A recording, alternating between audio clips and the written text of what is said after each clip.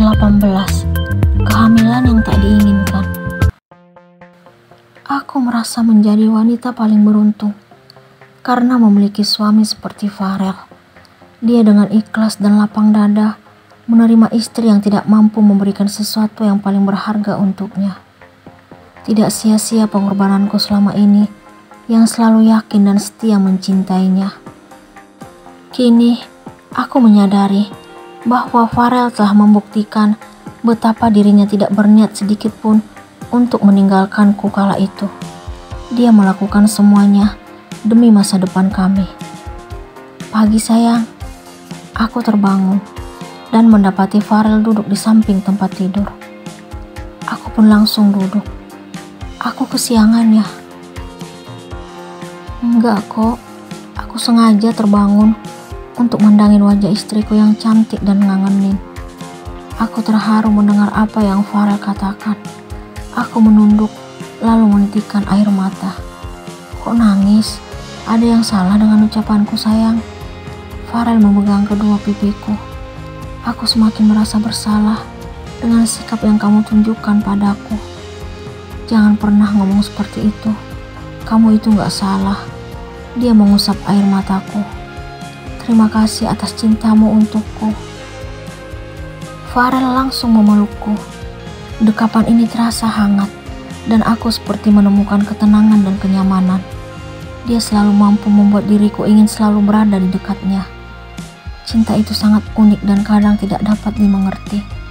Rangga yang mengaku mencintaiku dengan tega merebut dan menghancurkan masa depanku. Sementara Farel yang dulu pergi tanpa kabar dapat membuktikan ketulusan cintanya dengan menerima segala kekuranganku. Mandi dulu ya sayang. Setelah itu kita sarapan. Ini sarapan pertama kali untuk kita sebagai suami istri. Aku makin kagum kepada Farel.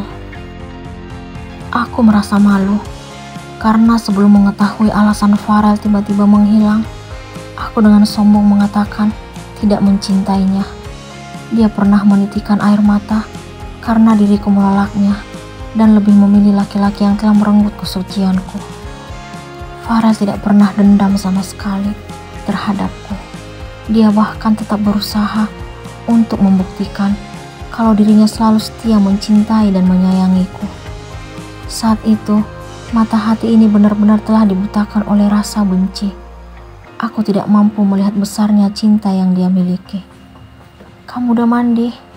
Tanyaku, karena melihat Farel sudah tidak mengenakan pakaian tidur lagi. Udah sayang, dia mencium dahiku. Ya udah, aku mandi sekarang. Aku beranjak menuju kamar mandi. Aku tersenyum membayangkan apa yang terjadi tadi malam bersama Farel. Ternyata rasa itu jauh berbeda dengan apa yang Rangga lakukan saat itu. Aku dengan ikhlas melakukannya bersama suami tercinta. Sementara dengan Rangga, hati ini menangis dan memberontak. Aku berjanji akan menjadi istri terbaik untuk Farel. Dia sangat pantas dihormati dan dihargai. Apa yang dia lakukan kepadaku tidak akan mungkin dapat terbalas kalau tidak dengan pengabdian. Mengabdi dalam arti menjadi istri yang tidak membangkang. Aku keluar dari kamar mandi setelah selesai menyegarkan tubuh. Ternyata Farel masih setia menungguku. Sekarang dia sedang duduk di sofa dekat jendela. Aku menatap wajah laki-laki itu. Pesonanya selalu membuat diriku tidak berhenti untuk mengaguminya. Farel masih tetap tampan dan memesona seperti dulu.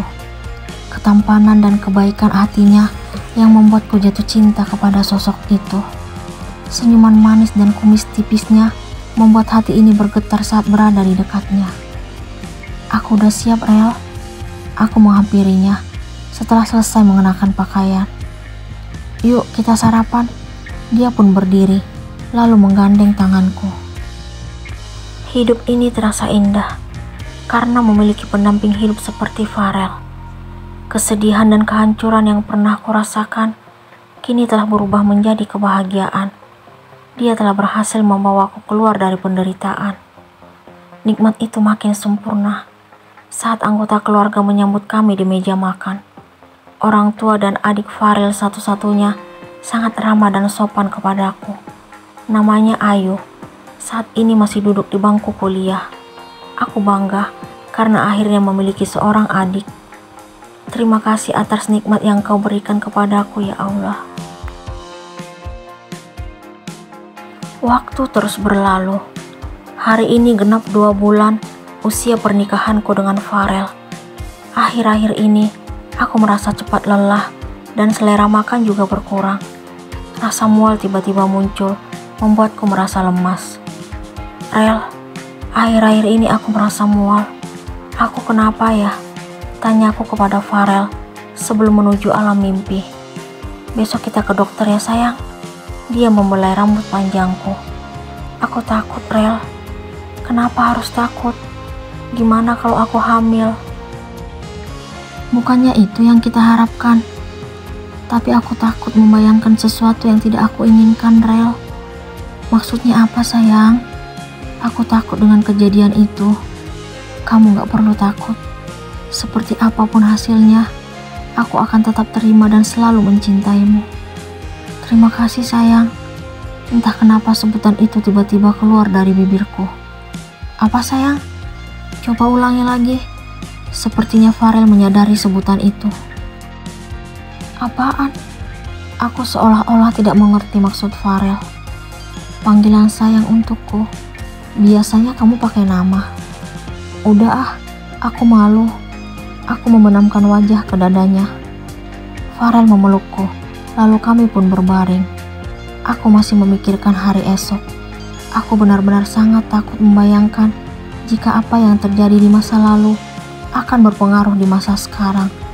Aku mencoba membuang pikiran aneh itu hingga mampu memejamkan mata. Sayang, kita ketemu dokternya pagi atau sore? Ini hari Minggu. Aku mau ajak kamu jalan-jalan. Ternyata hari sudah pagi. Aku mengusap mata yang masih mengantuk karena semalam sulit terpejam. Kenapa baru bangunin aku? Tanyaku kepada Farel. Tidur kamu nyenyak banget sayang. Maaf ya, aku kesiangan. Semalam susah mau tidur. Oh ya, kita pagi aja ke dokter. Oke sayang, kamu mandi Gih. Aku beranjak ke kamar mandi dan masih penuh dengan perasaan was-was. Aku berharap agar semuanya akan baik-baik saja. Aku tidak ingin membuat Farel terluka. Dia sudah sangat baik menerima kekuranganku.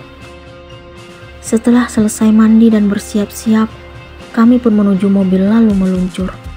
Farel memarkirkan kendaraan roda 4 miliknya di depan rumah dokter tersebut.